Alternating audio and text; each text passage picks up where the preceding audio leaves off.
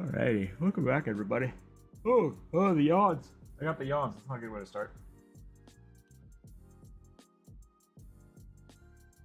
Drink some more water.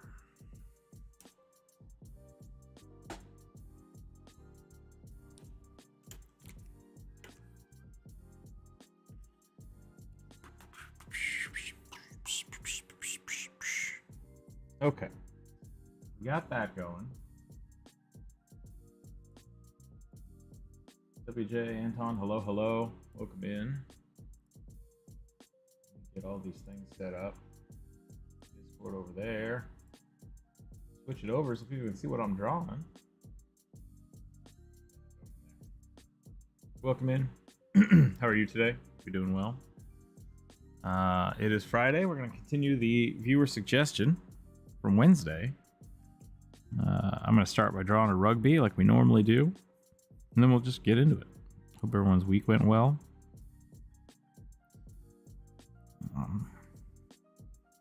I have another eye appointment this afternoon, so we're a little earlier than normal. I'll go have the doctors look at my eyeballs. Decide whether or not I need to get a shot or something. So, it's going to be a fun day for me. Hope everybody else's weekend is starting better.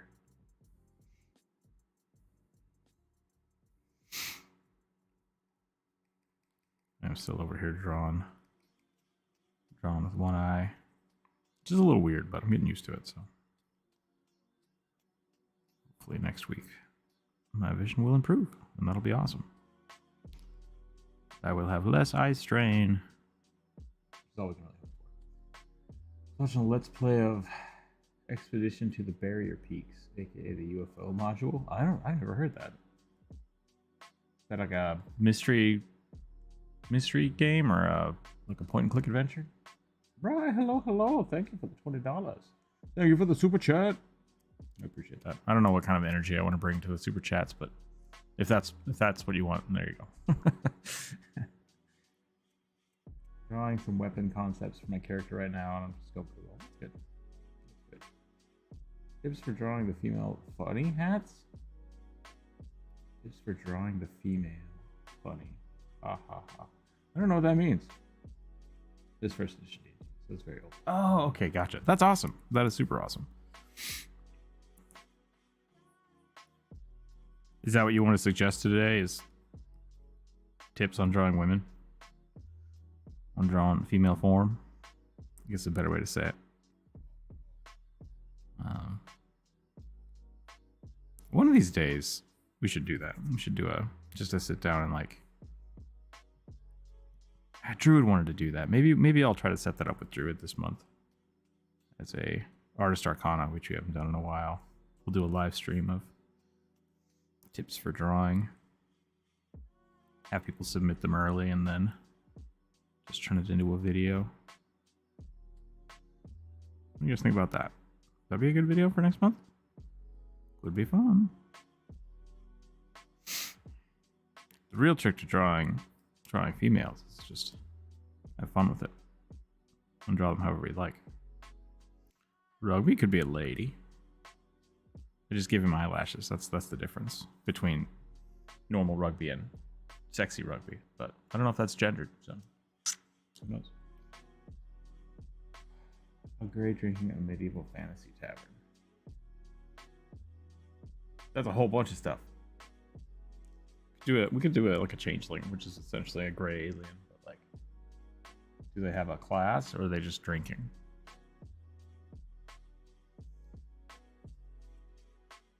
The Batongas. Yeah, that might be a different video.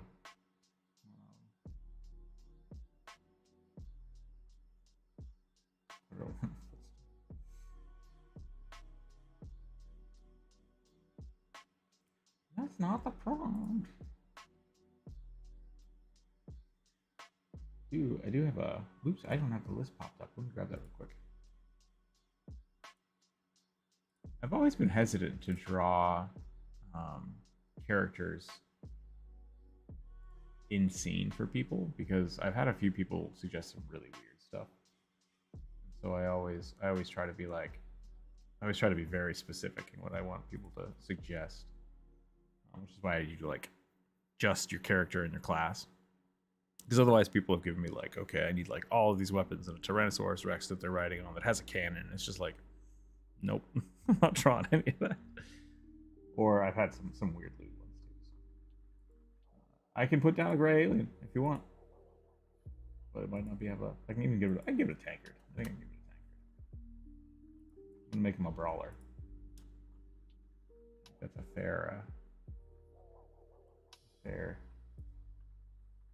compromise.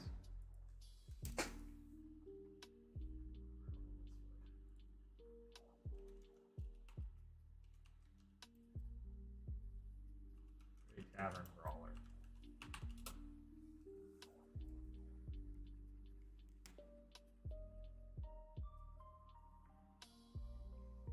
He's a scientist. You put him on a Barstool. What if Rugby's a gray alien? And the weird, like, super dark eyes. The eyelashes make it a little weird. Oh, wow.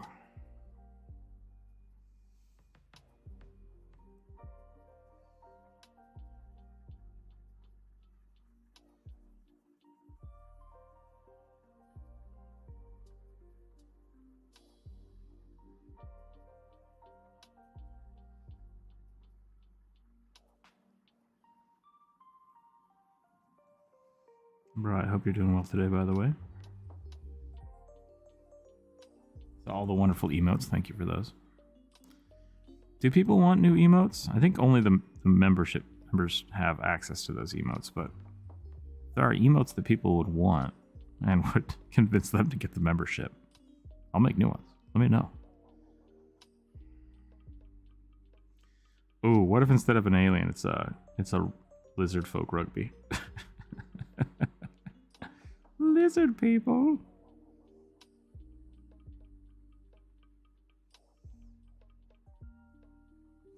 Should we give them weird lizard toes instead of goblin feet like normal? What do lizard toes look like? Just 3 really long ones.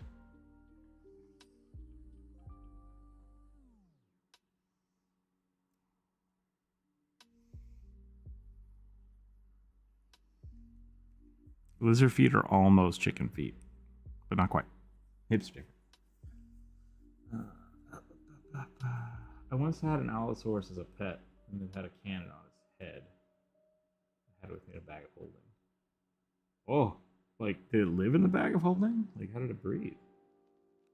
How do you draw hands good? You break it down into the separate pieces.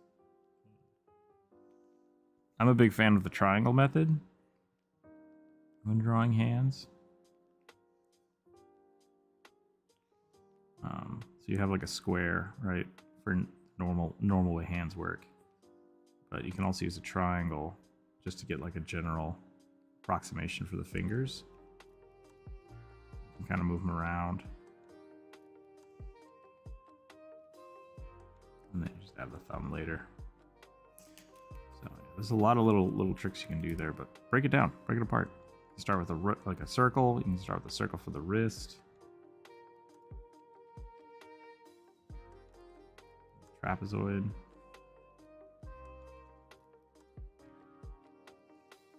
And triangles. That's my go-to. And then if you need to bend them, you keep breaking them down into more pieces. More pieces until you have the amount of detail you need. Just always break it down. Yep. That's what I got. Okay, we got a lizard rugby. We got a few suggestions here. If you have not made a suggestion yet, please feel free to add one.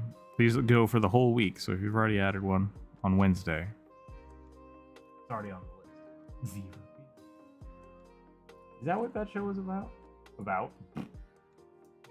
Brain's no good right now. This does not sound like lo-fi.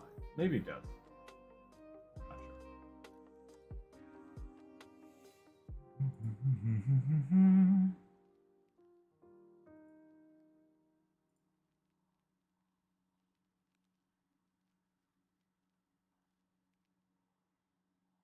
Okay. Yeah, we got everything from the viewer suggestion on the list. Let's do that. When constructing drawings, what shapes do you use? I've been using cubes the whole worth perspective. Yeah, I mean, it really depends on what you're drawing. Cubes are great for if you're following a perspective plan, because you can easily put them in there. I usually start with very basic circles. And then I use the body. What are they called? Druid would know this. There's basically like anchor points for the bones. So I use a little bit more detailed shape pretty quickly, just because I've drawn the boxes so much that I don't need to. Sometimes I have to go back to the boxes, but for the most part, I just start drawing the bones in. So I'll find those hard points, like the hips and the ribs, elbows, shoulders, and go from there. So I do a lot of tubes and circles. Yeah. Cubes for the torso and hips is a great place to start. Ligaments? No, it's a sculpture term. They're like anchor points or something. I can't remember. Essentially, what you're talking about is it's like if you have the rib cage, you could draw a box like this, but since I kind of already know the shape of my rib cage, I just go in and these are the hard points. Like these are where bones are touching skin, which are right at the edges of the box. So it doesn't really matter. And then I can just draw the pelvis. I don't usually need the spine, because then you can just connect these hard points together to get your body twisted the way you want.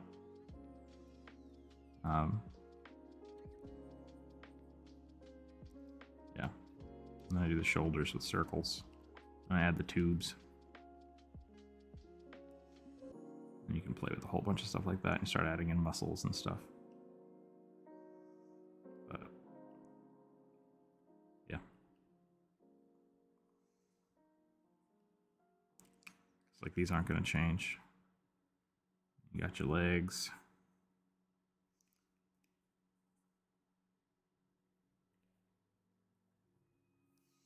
I do a lot more gestural, I guess, and then I kind of go back in and I add the muscle structures and stuff where I need them.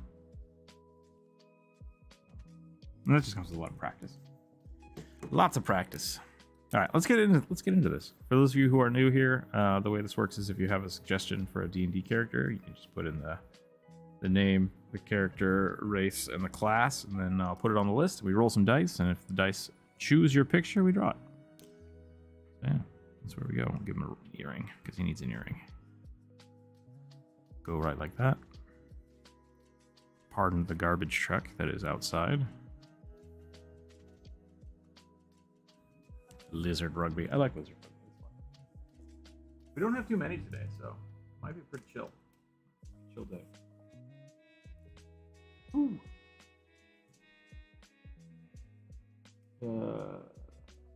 Liz Dimitrius. All right. Child Herongon and human. Oh, so it's a Herongon human hybrid, which is interesting. I guess the Herongon are mostly just rabbits, so we're looking at like a bunny folk.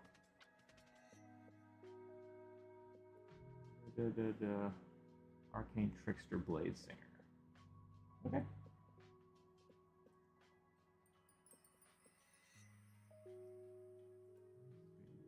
There we go. Yay.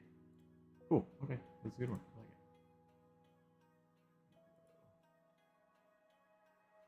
it. Elven Hair, hello. You're doing great today. I'm doing pretty good. Traditional or digital drawings? What do you mean? I do both. I do both every day.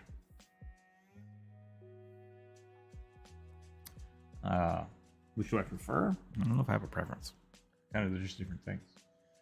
Elven Hair, yeah, I'm doing pretty good. I'm streaming a little early today because I have a doctor's appointment, which I always dislike. So, aside from that, I'm doing all right. All right, Herongon. Since it is a Herongon human bunny folk, I think I might just do like a Viera from Final Fantasy, which is a little more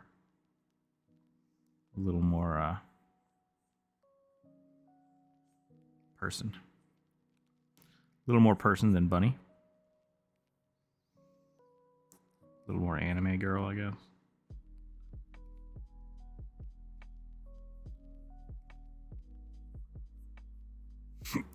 Excuse me. Got the hiccups. I don't know if I want to do that. I kind of want to do like curls. I want to do like big curls.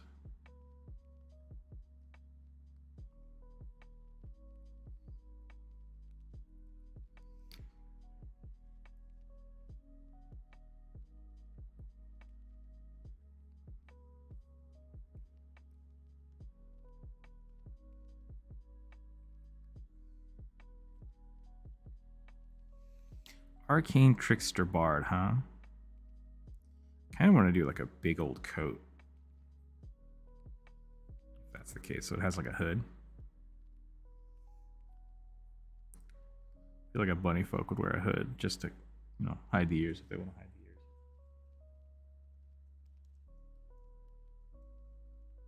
the ears. I'll just comics characters next soldier. Okay, do that. Been in a bugbear mood. Can I suggest a bugbear greaser? D&D class. Just John Travolta bugbear. I mean, that once again breaks the rules. The no fan art thing. But we can do something like that. Gotta give me a class. Gotta give me a class.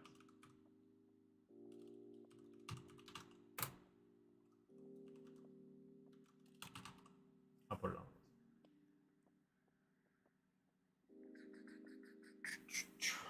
Yeah, I don't really have a preference for digital or traditional. I have a traditional sketchbook that I do every day. I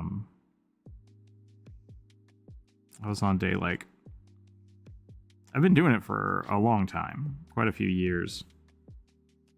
I've gotten up to like 1,000 and something without missing a day, and then I missed a day, and now I'm up to like I'm back up to like 230 or something, I think. So I love doing that. But traditional art as a way of like as a job, not so much. It's much easier and cleaner to do digital production work. I feel like I have a lot more control, so they're just two very different things.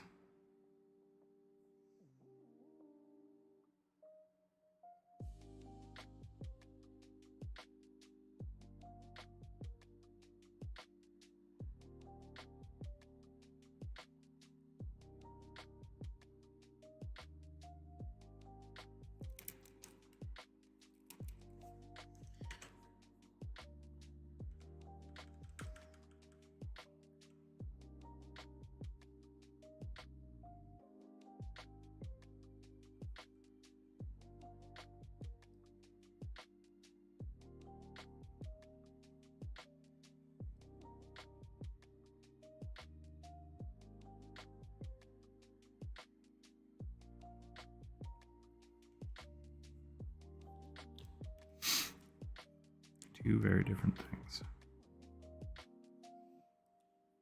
Let me move the chat over so I can read. It's a little easier. How about the chat?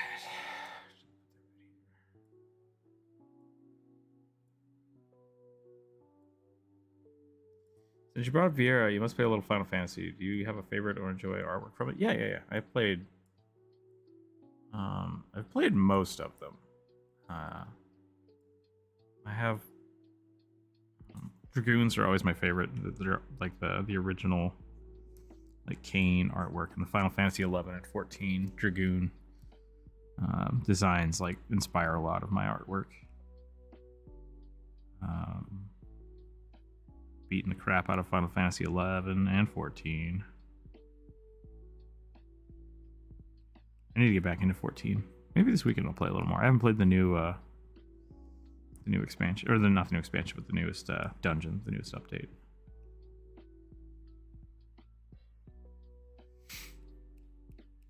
I haven't played 15, or is it 15? Yeah, I didn't play 15. I watched my friend play some of it. Character seemed a little lit, so I didn't care for it too much, but Or Dragoons. Sure, yep, you're welcome to join the Aggie.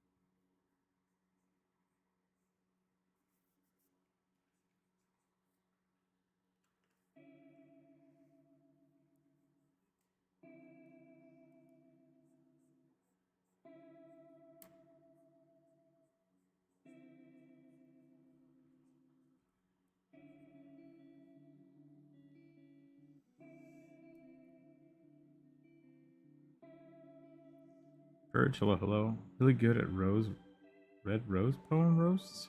I don't know what that is. Is that like you roast somebody, but while it's the little rose poem thing? That makes sense, I guess. I guess as long as it's appropriate and doesn't feel free to roast me all you want, but don't roast anybody else in chat.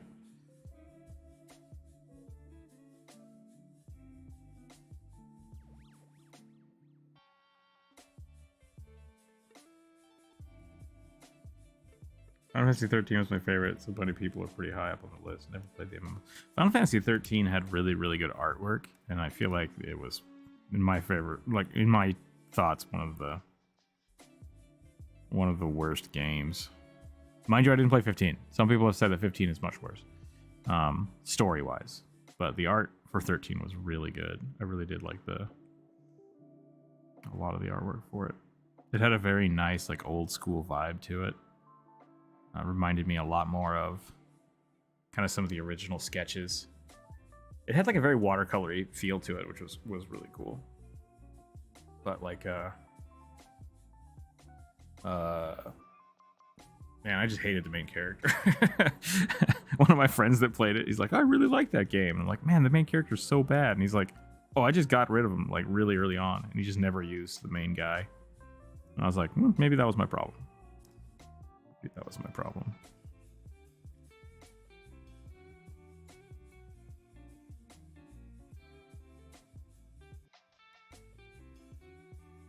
Roll a 5. What do I draw? A tavern brawler alien, gray alien, which I also think is a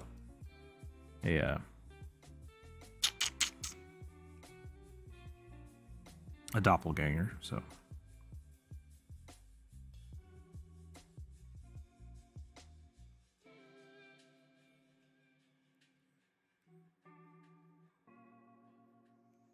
Don't actually have too many today, so they might spend a little more time on some of these than I normally would, or we might just redraw them. I might not take it off the list, so don't feel like you have to do any of the sketches today. You want to just draw your own stuff. Hopefully, I'll be able to take care of the rest of them. Howdy, howdy, howdy. Corvus, hello, hello.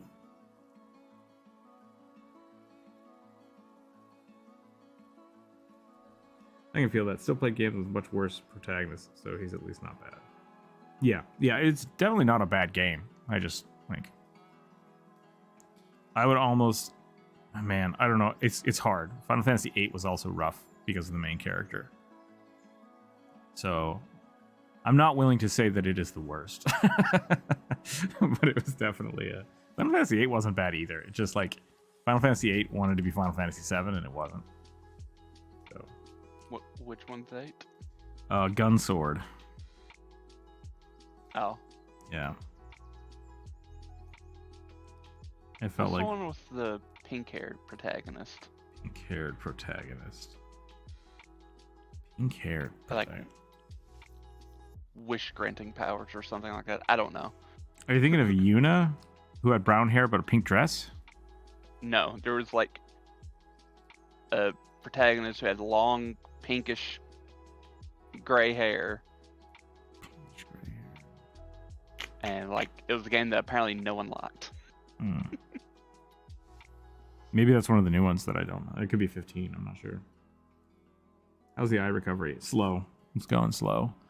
Today I have moments of like, oh hey, I can see stuff and it's clear, so that's a good sign. That means my eye's not damaged, but then crap floats in front of it and I can't see anything. So who knows?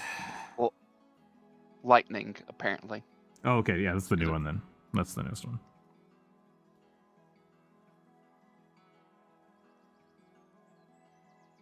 Final Fantasy 13. Oh, that was 13? Okay. Yeah. Oh, so I actually dislike Final Fantasy 12. That's the one I was talking about. I didn't play 13 or 15. 13 was that one, and then the newest one was the bromance cross-country trek, like car trek. Yes. Yeah, okay. Which is funny because I have that car in Final Fantasy 14. It's one of the it's one of the mounts you can get. Yeah, no, 13. I didn't play 13. I'm sorry, I confused that with Final Fantasy 12, which was just hot garbage. But it looked really pretty. It looked really, really pretty. It had Vieira's in it. Oh, same here, right? Yeah, like Final Fantasy 13 just kind of 11 and 13 blend together because they were just bad in relation to the grand scheme of things. I honestly think 13 probably wasn't super 13 was the first one where they really tried to like jump ship and try a different play style. And I think a lot of people were mad about that, but overall, like the game is probably fine. Did not have good reception though because of it. So Final Fantasy 12 though was really pretty, and the main character was just it literally stole its story from Star Wars. It was Final Fantasy Star Wars, except Luke Skywalker was a whiny little punk for the entire time. So it's like, it was really annoying.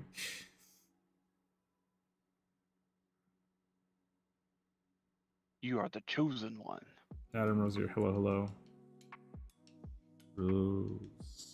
Rosier? I'm not sure how to say your last name, but I hope I did okay. If I didn't, Rosier?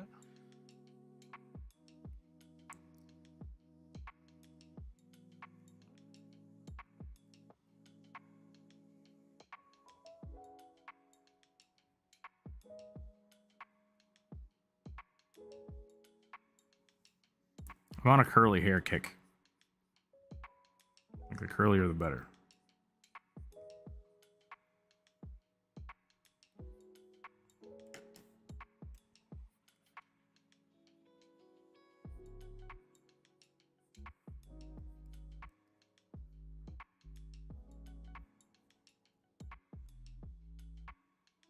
It's French for Rouge brush. Nice. That's cool.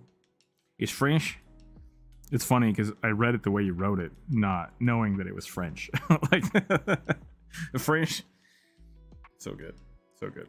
I'm sorry you've been in the chat for like a minute and we've made fun of your name and the way you type. Like that's not cool. That's bad on us. I apologize. I am horrible at using spell check, and I've had people like yell at me about it because they're just like, I'll text them or something and they'll be like, what the hell were you trying to write? like wait 2 seconds. Let the spell check do its thing. It's just like, I don't have time for that. I just gotta mash my fingers on the keys and hope for the best. So welcome in. Thank you for putting up with our crappy ability to read.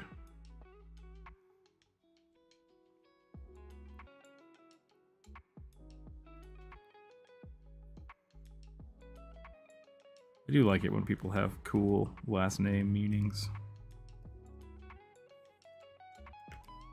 I guess when names have meaning.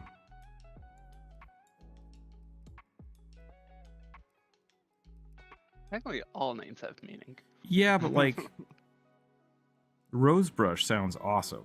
Like somebody came up with that functionally, but like, and no offense to other people, but like names like Smith or I don't know, Church. It's just like if your last name is just a single thing, it's hard to have, which mine is. It's hard to have like a cool story, or you know, it's not a different language. It's just like, oh yeah, that's a word, Johnny Cheese, right? It's like, so I guess your family made cheese or something. It's like probably. No idea. No idea. I mean, I feel like if your family's like super English, you're gonna have not the best name. It is fair.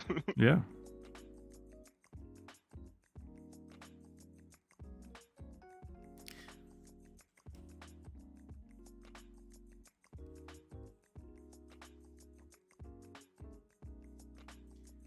Perch, I didn't see the roast. I don't know what you posted. I don't know if you're posting too much into the chat or if you're like adding a link to it or something. I have not. Last thing I saw you type was okay done. Wait, I messed up. Okay done. So what do you think? Last name's after a tree. Yeah. Yeah, I feel it. I feel it.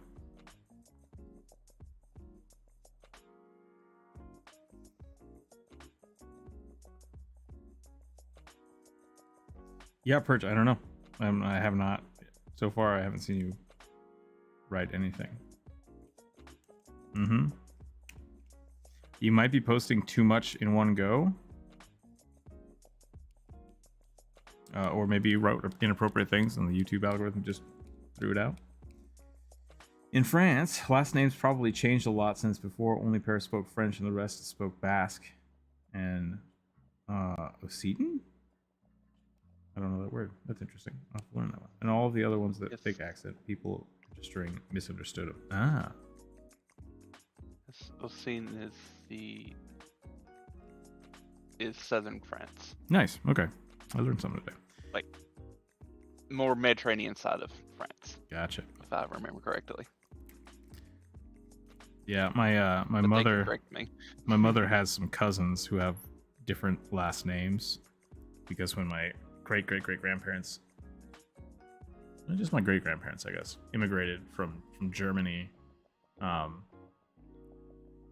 this two set of brothers went to different people, and when they wrote their names down, they wrote them down differently with different letters. Oh, so they sound similar, but they're not written the same. So, interesting. yeah. I like names with stories attached to them versus occupations, I guess. I think that's kind of interesting. That's what I was trying to get at.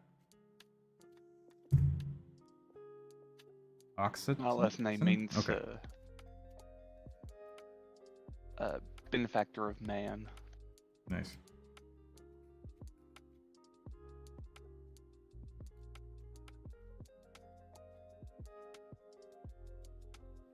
Yeah, I think I got the last part. It says, "Don't be mad, I'll be there, but not in the zoo, but outside laughing at you."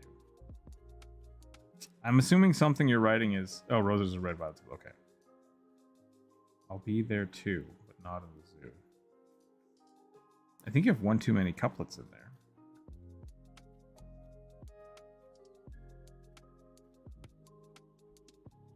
I don't know if you need that. I don't need the mad part. Roses are red, violets are blue. I'll be at the zoo, but outside laughing at you. That's kind of good. I like that. The middle is with a face.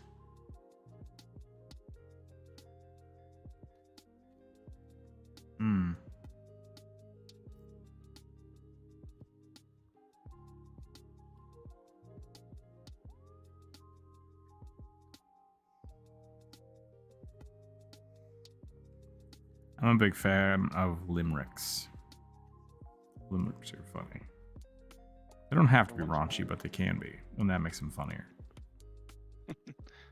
There once was a woman from Nantucket.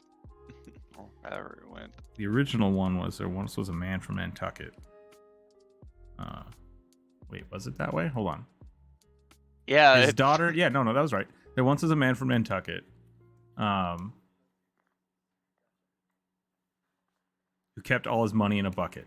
His daughter, named Nan, ran away with a man, and as for the bucket, Nantucket. That's the joke, because he's from Nantucket, and his daughter Nan took his bucket of money. And then they got really raunchy and funny. So, but that was the original one.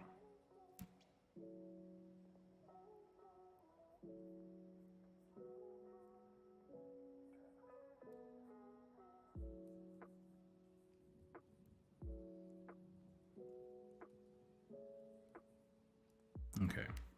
I think I'm going to stop here on this one. I'm going to shade it a little bit, but I don't think I'm going to go much further.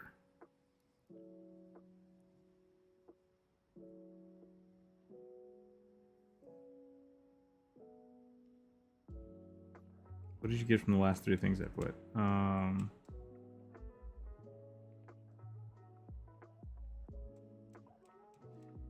It's a little disjointed. I'm a little confused.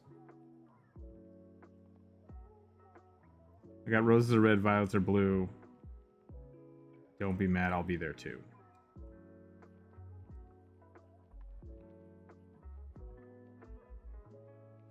Middle's a face, the one zoo.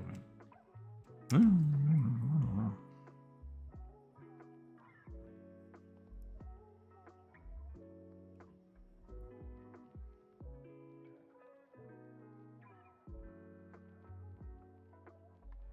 I think the bunny girl from 12, 13, whatever one we were talking about. The Viera. I think she was a dragoon. She had those mad bunny hops. And the weird feet. The Viera have weird feet. Like, what if high heels but feet? Like, that's not how bunnies' feet work. Yeah. Like, have you guys ever seen a bunny? What the hell's going on here? You know, the barbed rabbits. All right.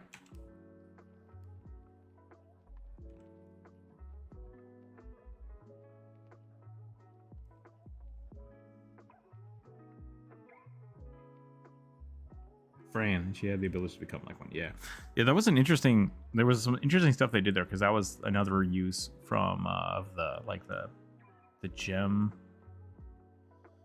The hell did they call it? They originally it was from the from I think Final Fantasy X, when they started doing like the weird materia spiral as the leveling system. So 12 tried that too.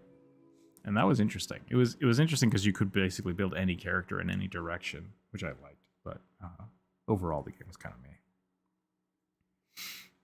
meh. This face is a little squoosh, but that's okay. She's a rabbit. Nobody knows what rabbits are supposed to look like. It's probably fine. I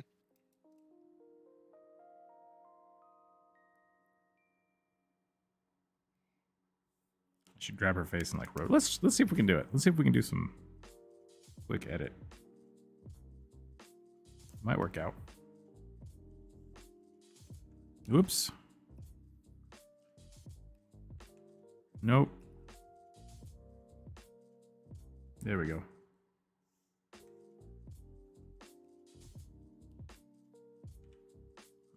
Everything is wrong here. Close that. So the face zoo bit goes in between the roses bit and the mad bit.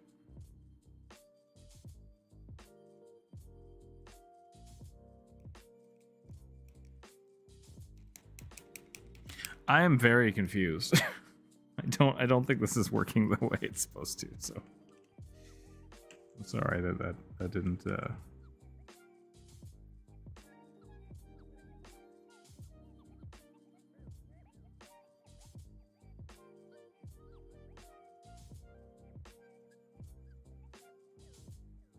Roasting is weird. Yeah, it's been a long week for everybody. Is that what you're gonna say? Yeah, I was gonna say it's been a long week for us. So. Yeah. Okay, I am done with this picture. Let's move on to the next one. Got some doppelganger reference, I assume. Doppelgangers are weird. I love them. Weird gray aliens. Mm-hmm.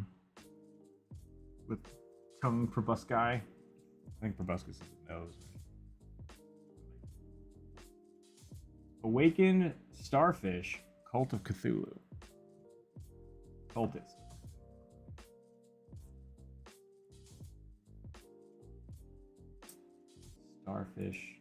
Starfish warlock. You censored my poem, though it's not bad at all. I mean, if you're telling somebody they belong in the zoo, maybe it's bad.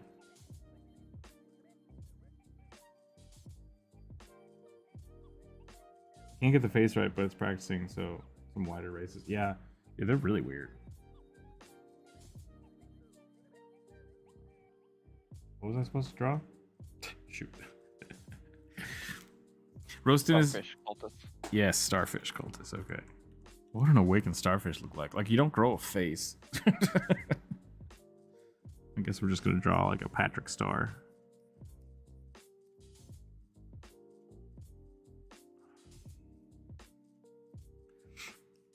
I think it's funny to look at starfish because they're like, oh, it's a person, but like all of their feet are on the bottom. Why would they stand up on two legs ever? That doesn't make any sense. They just decide to stop using their feet. Oh, I have a better idea. Oh my god, hold on. Oh my god. All right. Wasn't there like a starfish dude in a Hulk movie? The last Suicide Squad had a big old starfish enemy. Starro, I think was what it was called, something like that. Oh my god. It gets way worse. Like, that is the fact that his name is Starro is the least stupidest part of that movie. He's a Green Lantern villain. He essentially goes from planet to planet, and he shoots starfish out, and if they touch your face, they mind control you, essentially. Interesting. So he just mind controls whole planets, and then gets bigger and goes to different planets. Little Eldritch Blast. Yeah, exactly.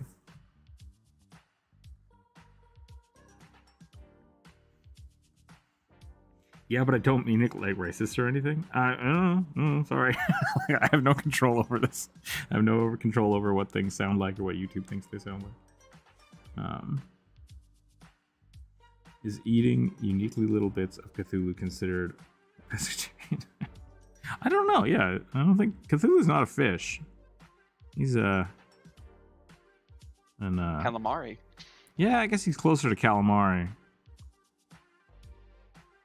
But he's an outsider, or is he not an outsider? Man, Cthulhu's weird. I think Cthulhu is the definition of outsider. Yeah. But considering our universe is created by his dreams,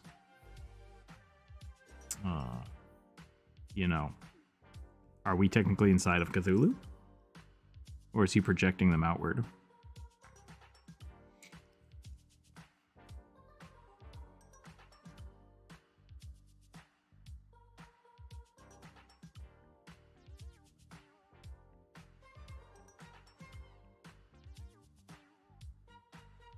Come here, you sickle weasel. So you can't know what he looks like, and that the whole calamari thing is a failed representation. Forbidden calamari. Yeah, the in the book they describe Cthulhu. They don't describe Cthulhu. They describe the creatures that worship him. And because the guy sees pictures of them on a wall. And then Cthulhu is just kind of assumed to look similar. I think we get rubbery flesh and tentacles are the only thing that we actually hear about it.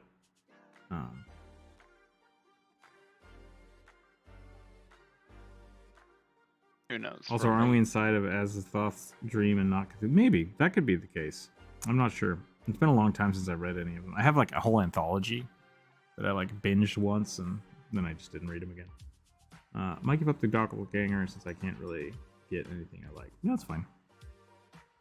Like I said, we don't have too many today, so if you want to just chill and draw whatever you want to draw, that's totally fine. I have a sneaking suspicion. What time is it? It's 11:30. I might get to all of them today.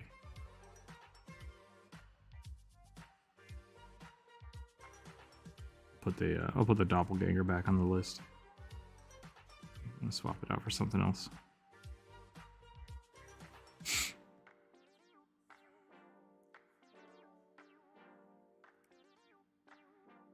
We've talked a little bit about like separating the art from the artist before. So like Lovecraft stuff was just fucking awful. Just racist and bullshit anyways. So while yes, the Cthulhu books have some really cool stuff, I think the pop culture references of Cthulhu now are a better representation of it anyways. Like it's definitely become its own thing since the original books. So yeah, I like the squiddly Cthulhu, but I do also like the whole genre of cosmic horror is pretty great, because like having things that are so terrifying and like big that you just can't wrap your brain around them is a cool concept.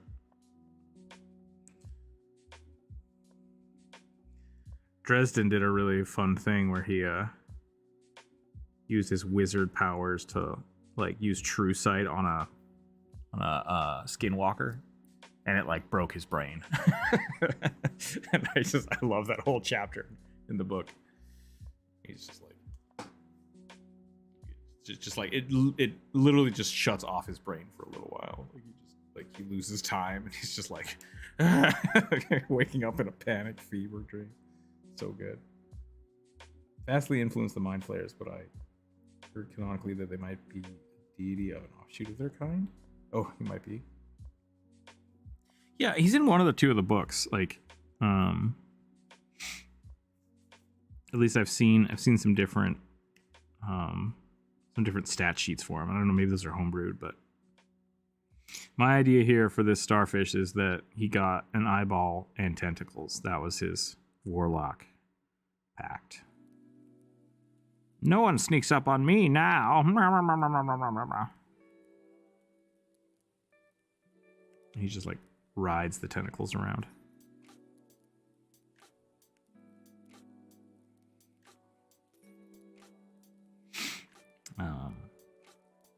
If you guys haven't read Lovecraft Country, I highly suggest it. It's a really good book. yeah. I like what you said earlier. It's kind of the big reason why I don't want to read the actual stories. I rather read like other people's like retellings of it. Yeah. Yeah, there's some really good ones too. Like there's a I got an anthology that had a bunch of them in it, but it also had like a whole bunch of short stories. I think one of them was by Neil Gaiman. That was like A Study in Yellow. Is that what it is? It's a retelling of the Sherlock Holmes story, but with Cthulhu added. It's really good. I think that's a Neil book. I have to look that up.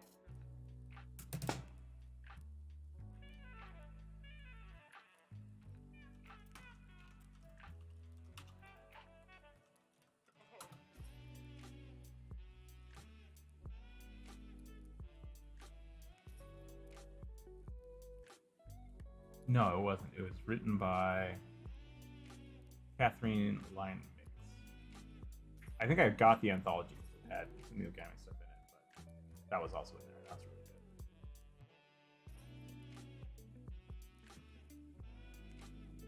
I think that's the same one. Let me look. No, that's something different.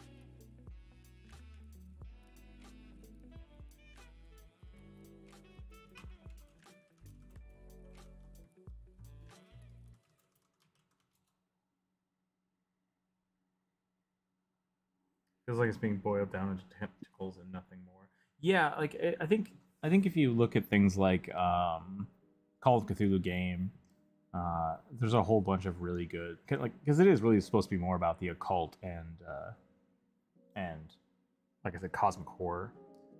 You really have to look that stuff up. But for the most part, yeah, like if you slap tentacles on something, then people are like, "Oh, it's Lovecraft." It's like, there's more to it than that.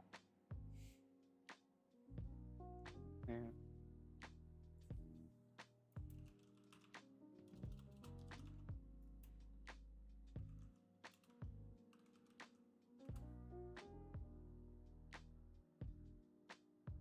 Kind of just funny and sad that he was so far into that type of mentality that other people of his time were like, dude, you need to chill. Oh yeah, no, Lovecraft was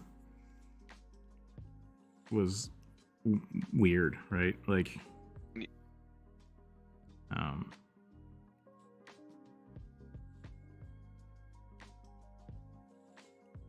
which I don't know. I think I'm okay with that part of it. Like, that's kind of the reason. It's like Vincent Price, right? Like, I think Vincent Price is beloved, but at the time he was like kind of a hacky, weird actor, right? People are like, "Oh, that's the bad movies we don't want to watch," but like that kind of like is why they become endearing, which is sad because, like I said, Lovecraft was kind of a horrible person, but yeah, the things that we retain from them don't have to be that way. Separate the art from the artist. Kind of the same thing with like Harry Potter right now. I think Harry Potter is going to be a great story for the future, even though the author turned out to not be so great, right? Like, the books themselves, I think, are still viable and can teach very good lessons. Like, yeah, I'll let my kids read Harry Potter books, but don't know if I'll try to like support any new endeavors by her. Yeah. And that's the thing about the whole kind of like the art but not the artist thing. I think that can only really work sometimes if the artist is no longer with us. Yeah, I mean that makes it easier, right? There's a big thing with Lord of the Rings. Like, a lot of people were saying, or not. I'm not sorry, not Lord of the Rings. What am I saying? Ring World? Is that what it was? Discworld? Could have been Discworld. Who wrote American Gods? Neil Gaiman. Yeah. Okay. So, sorry, my titles are all screwed up now. Neil Gaiman worked with Terry Pratchett, I think. Maybe this is a bad story because I think he co-wrote a couple things with Terry Pratchett, if I remember right. And so I don't remember what they were talking about exactly, but people were talking about like specifically how some of Terry Pratchett's work was a great example of like transphobia, I think, specifically, or homophobia, and it was like, you can't say that about the artist because like all of his friends would completely disagree with you, and like the people that knew him don't agree with that, but the people are interpreting the art that way. And so it's like you there are so many different layers of intent and how you perceive art that people can read those things into it, but it's not meant to be that way. And so it's the same thing with Tolkien. People were saying that Lord of the Rings is like an allegory for the rise of Nazism, and it's like he specifically said no, it's not, but people still read it that way, right? So yeah. So there's always going to be that kind of offset between artist's intent and how the audience receives things. And so unless like there's a lot of really bad things in some of Lovecraft's work, and a lot of Lovecraft's work, and whether or not he intended it to be meaningfully hurtful, it is hurtful. So you have to, if you do want to read those texts, and I am of the mind that you should be able to read things, you have to be aware of those, right? And so it's like yeah, I don't know how else to say it. I don't know how else to say it like that. Yeah. It's like I don't want to remove art from the world, even if it's bad art. But at the same time, you know, being aware of how it is received versus how it was put out versus the intent, because some things are written to hurt people, and that sucks. And like, you want to say like, oh, you know, we don't need that in the world. I agree with that. I don't want to partake in art that is specifically designed to hurt people. But the intent isn't always, you know, that clear cut. So it's tough. It's a tough situation. Yeah. I guess like a more positive aspect of this conversation is like Carrie, Stephen King's book, like how he wrote it with no like mindset of like women's like feminism or women's empowerment, because it's kind of like what people took away from it. He's like, you're right. It was not my intention, but it's there, and perfectly valid interpretation of their work. So I did a sorry, let me catch my chat. Edgar Allan Poe, yeah, same thing. Like, so a lot of the artists and writers of the time were, I mean, especially for like dark art, and I guess this kind of moves up into our universe too, like our time frame of just they're kind of subcultures to begin with. And so, you know, you're gonna get the stuff that really bleeds through as like, oh, this is weird and unique. It usually comes from a place of kind of darkness and not great things. So you have a lot of people that just basically people that weren't happy with their lives or struggled through life, and kind of it bleeds through in their work, right? Like that's always kind of going to be the case. So, hello, how are we doing? I'm doing all right. Thanks for checking in on us. Lovecraft himself is a very interesting person. He is an interesting person, but he's weird. Like, there's a lot of weird stuff. Like, anything you deal with the occult is kind of weird, because, I mean, that's kind of the point, right? But, I personally think that Harry Potter books aren't that great, but I can understand why people like them. It's kind of like it's probably an option to make the author not profit from it. Yeah, I don't know. I enjoyed them when I was younger. And I think they're fine for that. But, not just writers, look how many people both enjoy their music but bash other Prince, Michael Jackson in their private lives. That's true. Yeah, same thing. There's a lot of I mean, to be honest, like there's so many. If we look back and meant like, oh, this person was really bad, we shouldn't support them years after, right? And that's why you're saying like after they die, it's easier, because it's like you don't have to deal with them anymore. Like, oh man, we would have no references. Like medical science is based off of a lot of bad stuff. So it's tough. It's tough to make those decisions, and like the ethical ramifications and theory behind that, like what makes something ethical or not ethical, or when you should do something, is like its own type of philosophy. So yeah, I really do want to live with the aspect of, you know, don't try to hurt people. Don't be cruel. Don't be mean. And if you accidentally offend somebody, that's, you know, it's your responsibility to try to not be a dick on the internet. But at some point, some people are going to be mad at you, and that's, if you're living your life that way where you are trying your best to not be offensive, you know, that's the best you can do. People can get mad, and people can be offended by you. That's unless you're being cruel, you know. Yeah. The sad way of things. So don't be a dick to people. Don't be a dick. Yeah. Something. This is. I don't know if this is an off topic. They reprinted Charlie and the Chocolate Factory with a whole bunch of, like, they degenderified the book. And I'm like, I'm not mad about that. I don't think there's any reason to be mad about it, but at the same time, it's like, I don't think you need to do that. Like, if you want to have that version of the book, fine. It's totally fine. Like, I think that's a legitimate thing to ask for. But at the same time, like, the book as it was, even if it has some uncomfortable or bad things in it, can still be a valuable piece of you know, of history. So I'm okay with them doing that, but also I don't want that to be the only instance, right? I think kind of assume they've ran it past the family. Yeah, the family was the- fine with it too, and so like that's Yeah. where like backlash comes. People are mad about it. And it's like there's no reason to be mad about that. Like you can disagree with it. That's fine. The family was okay with doing that, and that's fine too. I just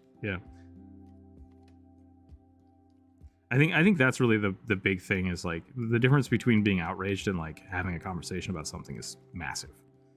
Like it's okay to discuss things like, oh, I don't like that. It's like, yeah, that's okay. Like you don't have to like it, but also it's good that you told me. Like, right? Like I like to hear your opinions about things. So like, and I think that discourse is kind of what's missing. So with Lovecraft, yeah, Lovecraft stories are great. Lovecraft, not that great of a person, and there's a lot of weird shit in that book that's just like kind of vulgar. There's a lot of really like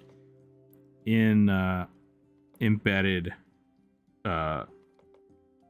Southern racism in those books, which is why Lovecraft Country was like a direct response to that. And I think they did a really good job of kind of bridging the ideas. It's like you can have these cosmic horrors and give reference to the time at which these stories were written, to kind of make that make sense of why it was written that way, but also acknowledge that when it was written that way, it was intentionally being harmful. Like this guy wrote this book to be a dick. It's like bummer. Yeah, he really did not like poor rural folk. Nope. And especially poor rural folk of color. Like specifically, yeah, he really did not like them. It's like I'm uncomfortable reading this book. Yeah. Ooh, the space alien. Yeah, WD, where it's a starfish warlock. Fahrenheit 451 was not a manual. I feel that every day. Every day I feel that. It makes me sad. Be that one kind speck of dust in the mean world that is the internet. That's my goal in life. That is my goal in life.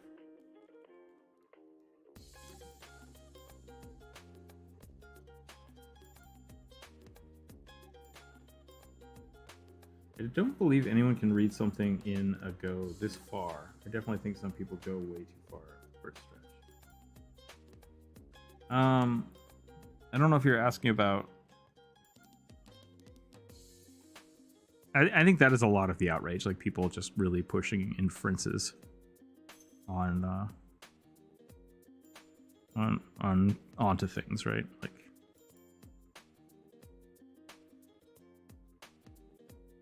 I love the idea that Dumbledore really wants to wear sexy tube socks. I love that comic so much. Like that made Harry Potter so much better for me. And so, you know, artist intent, not that way. Headcanon, that way. And that's how I'm going to read it to my kids. Yep. 100%. Are you making an elder thing? I am. Yeah. I'm going to give him one more tentacle up here, and he's going to be holding like a wand. I reminds me of like a type of aboleth. It's cool. A starfish aboleth.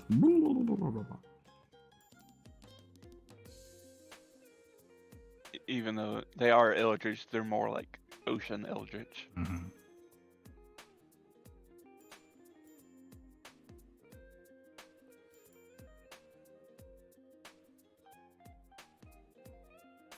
Yeah, apparently that's like one of the big reasons why Lovecraft, all his stuff was like aquatic related. Is like he had a deep abiding fear of the ocean. Within reason. The ocean is terrifying. But he had like an actual like psychological phobia about it. Yeah. Where like be petrified to even go to the beach. Even though he's from the East Coast. Here we go. Now it's a Harry Potter warlock. Abacadabba. Ibikadibby. Ibikadibby. Ibikadibby.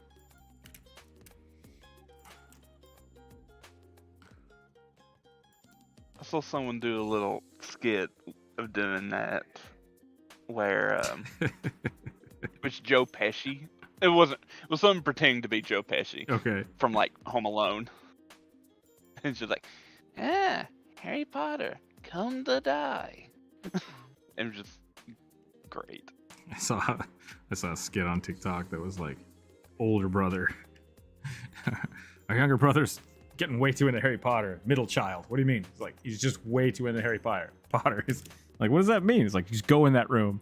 And then he turns around and he's like, yeah, Harry Potter. And the middle child slaps him across the face. They're like, what'd you do? Oh, I smacked him. And then the mom's just like, what the hell's going on? I don't know why that was so funny. But yeah.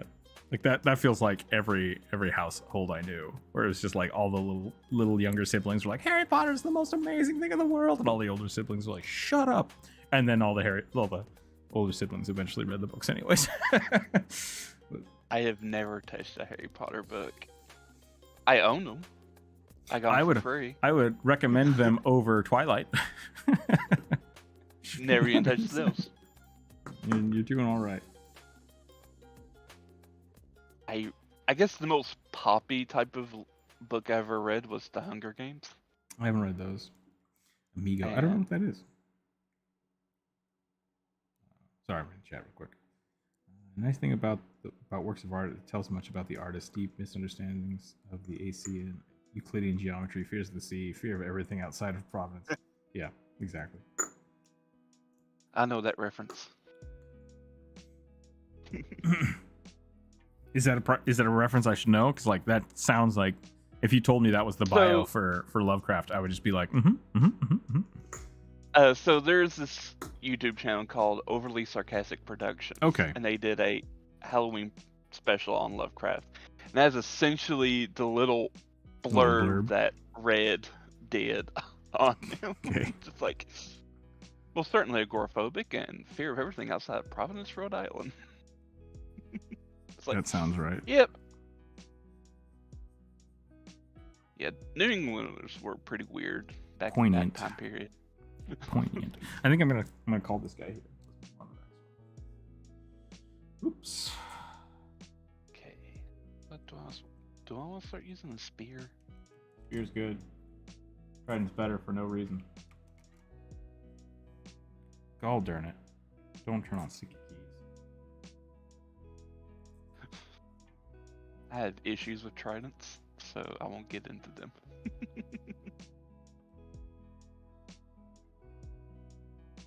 So thanks for hanging out. Thanks for sketching today. Catch you later. Spore Druid Grung. So, mushroom frog. Mushroom frog.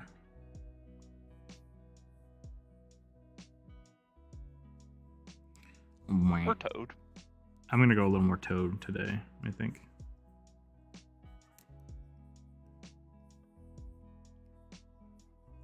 What time is it? 12 o'clock? Okay, I got about another hour. Okay, going. Which do you think is most complicated, writing a book or making a movie? Because a book is more restrictive. You have to find nice ways to explain what's happening while in a movie. I mean, that's a very loaded question. Writing a book can be as simple as, dictating into a thing. Does that make it a good book? No. But like that could be the end of it. Making a movie could be as simple as getting a video camera and just going outside. Or not going outside. But so like the level of complexity for making a movie requires more people and more time. So I would just kind of default to that. Whereas writing a book does not take as many people. It still takes, writer, publicist, someone to make the physical book, like rereading books. So they both take lots of time, but complexity, movie for sure. Amount of effort on the author, I wouldn't say that they are very different. Considering novels were considered a lesser form of playwriting, and like authors were, novelists were considered like weak playwrights because they couldn't do the skills needed to make a good play, so they just. That sounds like something written by playwrights. Oh yeah, that's how like high society people viewed novels. Like, the term pulp fiction comes from like early novels. Gotcha. It's like it wasn't worth the pulp used to make the paper. Oh, that's funny. Okay. Yeah. And then that got morphed into like things like Conan. Those were considered pulp fiction. Like, they're often be published on very small and pretty thick, cheap paper. Yep.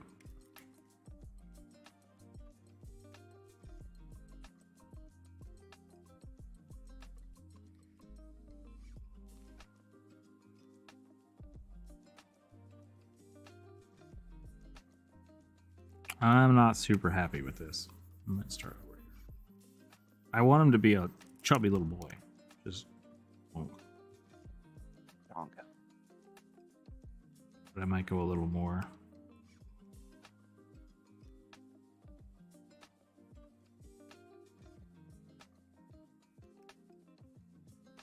I have some friends that have made a few movies, and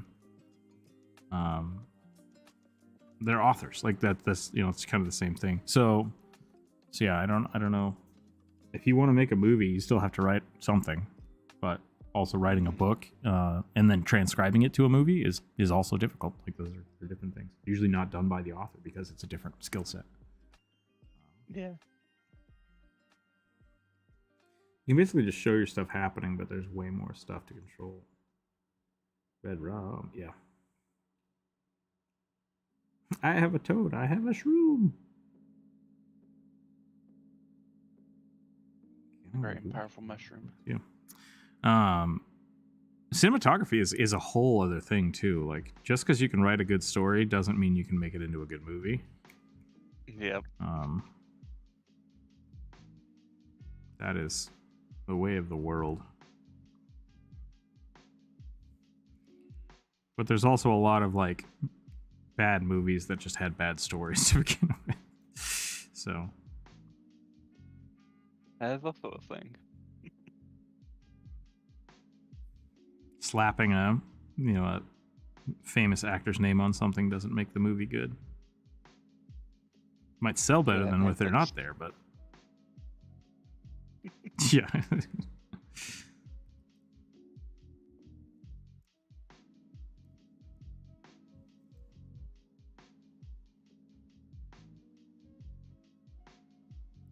Yeah, and I think that's also like, what's his name? Shoot.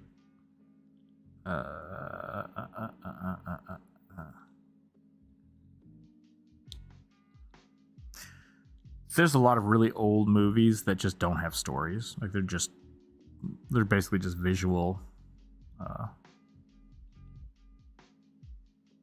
Cecil B. DeVille or whatever his name was.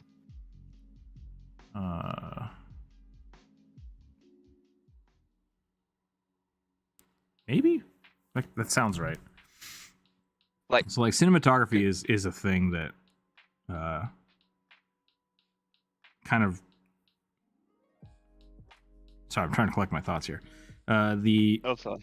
No, it's fine. The visuals will draw you in more than writing of the story.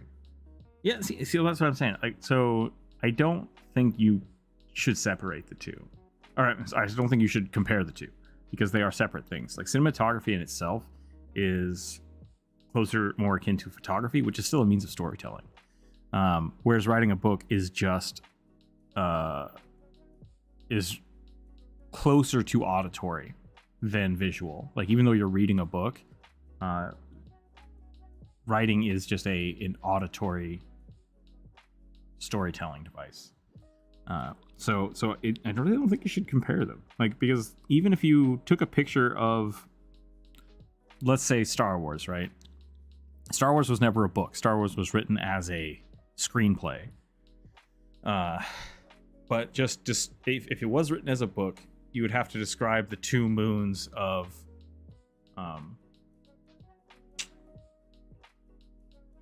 the desert planet that Luke is on. My brain is stalling out so hard. Tatooine? Tatooine, yeah. So like writing out that scene where Luke is just looking over, like you're gonna get so much more in-depth information about like what's going on in the mind of Luke, what's going on the planet, when like how these moons can be seen and interpreted. So you're getting all of that storytelling, but seeing it visually is a different way of telling the story, right? Like it's just fundamentally different. So you get something different out of it if you read it or if you see it visually. So yeah, so I just try not to compare the two. How a movie story is written. Yeah, so if you're talking about which is easier, writing a novel or a screenplay, those are different.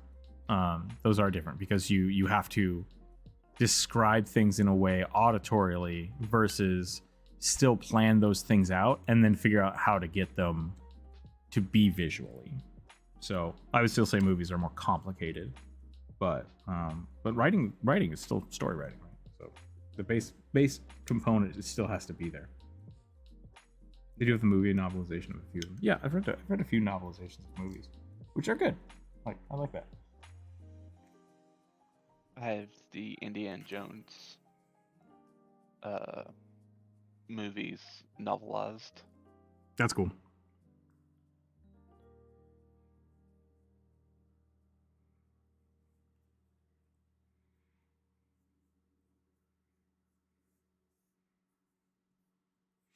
I really do think that like with the auditory of just like the conception of reading books, you get a lot more freedom to interpret things yourself. You're letting the actually maybe not. You're allowed to create the visual components, whereas in cinematography, you're allowed to create like the internal monologue more. Like, ooh, he looks really sad. Versus the book just telling you that they're sad, right? Like, it can be written both ways though. Like especially if you have like a third narrative or different kind of things. If you're asking me which you should start, should you just write as a book or should you write a screenplay? That is a complicated question. You should write a short story first and maybe go from there. Yep, that's a good way.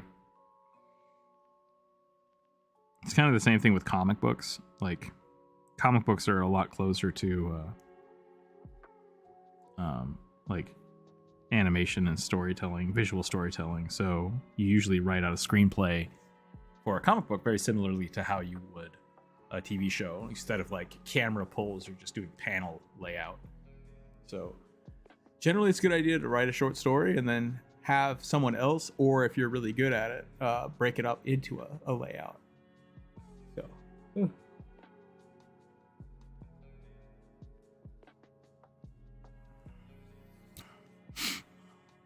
I need my basket.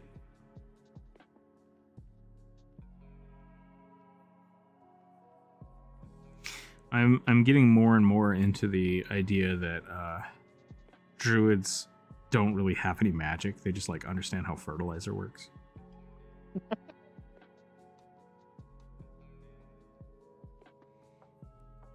Just like wizards. I'm just like, I cast fireball. What was that thing you just threw? That's my fireball. Looks like a grenade. It's like, you don't know what grenades are. It's like, oh, right. I mean, alchemist fire. Mm-hmm.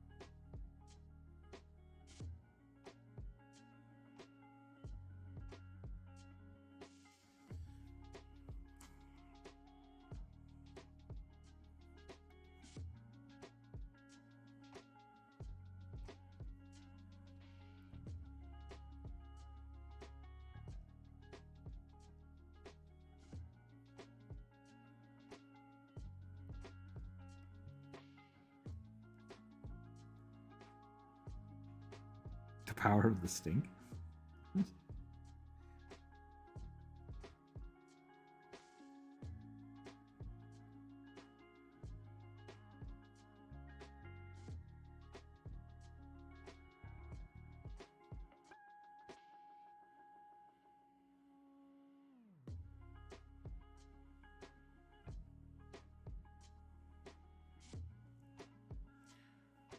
eyes are bugging out.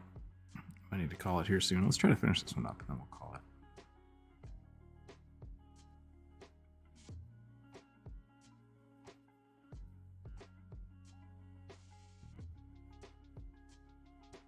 Lights fertilizer, cast fireball. Yeah. Wall of fire.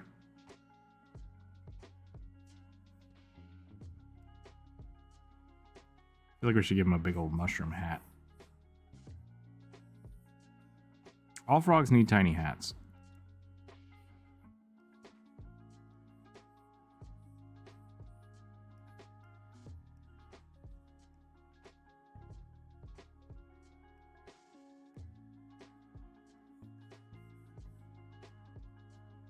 All the tiny hats.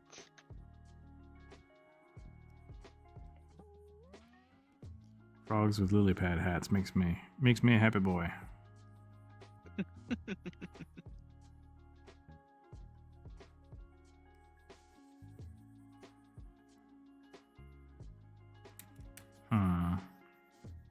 Maybe smaller hat.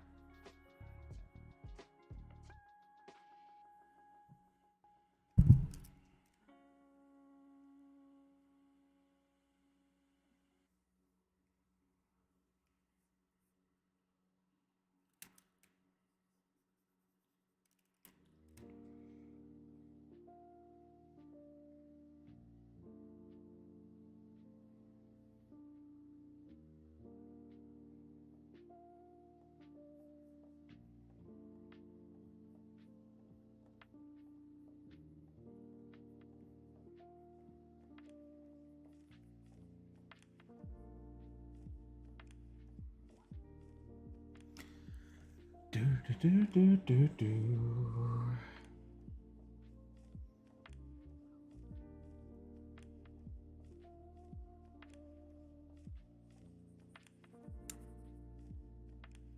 Seems like we have lost the plot today, which is probably a good place to call it.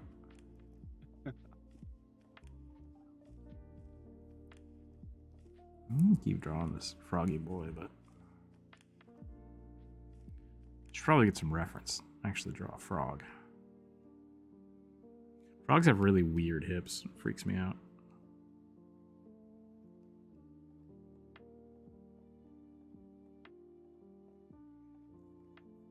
Boy.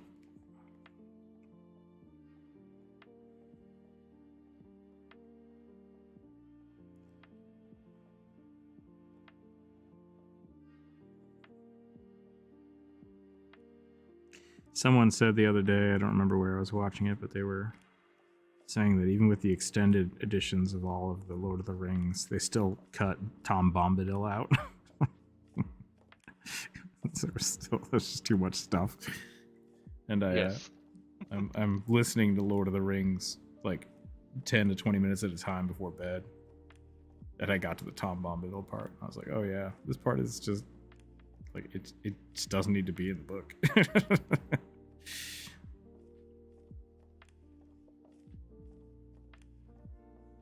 Oh, Tom Bombadil. Tom Bombadillo.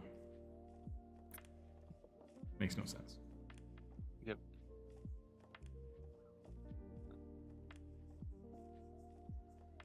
It's kind of a cool moment, but at the same time, like, doesn't really give you anything. Tom Bombadil is apparently like super old, older than anything else. Picks up the ring and he's like, "Oh, that's boring," and gives it back. And it's like, that seems big. And then they never elaborate on it, ever. He's Jesus. Yeah.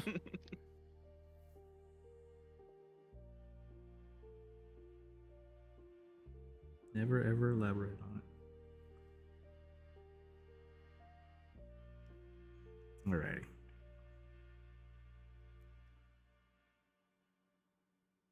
I'm giving up. Why not? I'm gonna call it here. My eyes are bugging me. Ooh. Still want to see him in a spin-off? Yeah, that would be cool. I would love to get more information about him. I like him as a character, but yeah, he really has no. He doesn't add anything to the story. Yeah. Just silly songs, which maybe if that's what you want, you know, that's fine. I'm sure Tolkien did want that. He loves his songs. All right, there's the little frog druid. I'm gonna call it there for the day. Next week, video. That's my goal. I have some commissions to finish, but like that's my big goal for next week is a video, and then some commission work, and yeah, that's it. Hopefully that'll be awesome. I got stickers in the mail. They're on their way. That's gonna be fun. That's all I got. That's all I got. Thanks for hanging out today, everyone. I'm just gonna bounce. I'm gonna get ready for my appointment, get some lunch, and try to relax this week. I hope you all have a wonderful, wonderful weekend. Thanks for hanging out. Stay happy, stay healthy. Keep your dice on the table. Enjoy your D&D games, and we'll catch you next time. Bye, everyone.